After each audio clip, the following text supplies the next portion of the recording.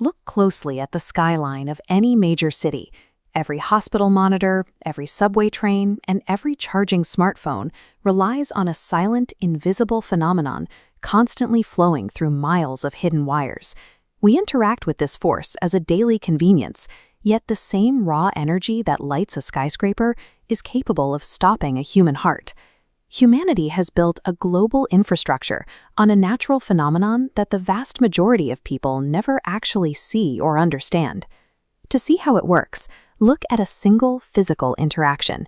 Your hand reaches out in a dark room and flips a plastic switch. Moving that toggle opens a physical gateway, completing a circuit that connects your room to a power plant located hundreds of miles away.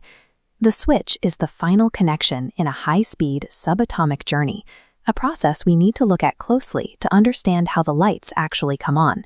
This entire journey begins with the electron.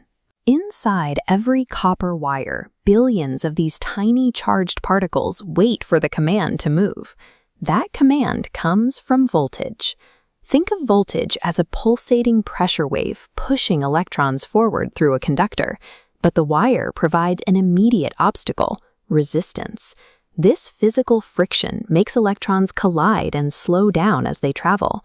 Every electrical circuit is defined by this struggle, the forward shove of voltage versus the constant drag of resistance. By calculating the outcome of this microscopic battle, engineers can determine exactly how much push is required to move energy from a generator to a home without the signal fading away. This relationship is governed by Ohm's law. Represented as I equals V over R, this formula dictates how push and friction interact to create a measurable flow of current.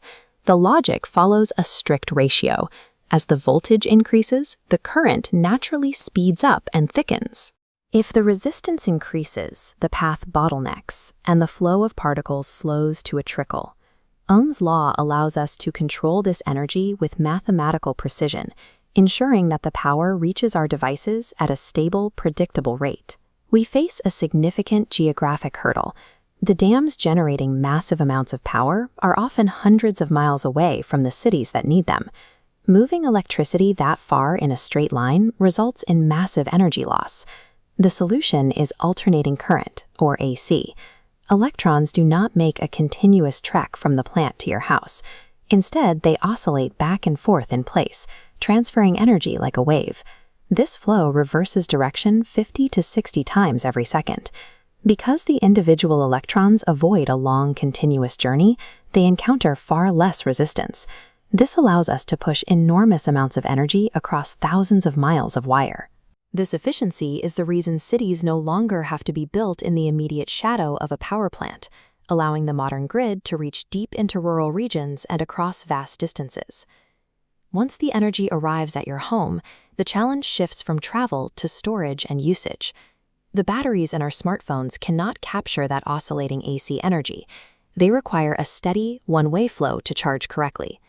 Inside your charging brick, that erratic AC wave is converted into direct current, or DC, becoming a straight, steady line of energy moving in a single direction. But navigating this final mile is dangerous. A sudden surge in the grid could send too much current into the device, risking a fire or battery failure. To prevent this, we use a fuse. Its thin wire melts and snaps if current gets too high, breaking the circuit before the surge hits. Every time you charge a phone, you are relying on this sequence: long-distance AC travel, a DC conversion, and a sacrificial fuse standing guard. Now, zoom out from a single phone to the scale of the entire planet. This entire process, voltage pushing through resistance and AC shifting into DC, is executing flawlessly trillions of times every second across the world. This system provides the constant, predictable flow of energy required to run the servers in our data centers and the sensitive monitors in our hospitals. It allows us to capture the kinetic force of a river or the thermal energy of a reactor and deliver it as a standardized tool to any wall outlet. The modern world is the result of this continuous engineering effort. The next time you walk into a dark room, remember the subatomic journey you set in motion with a single click.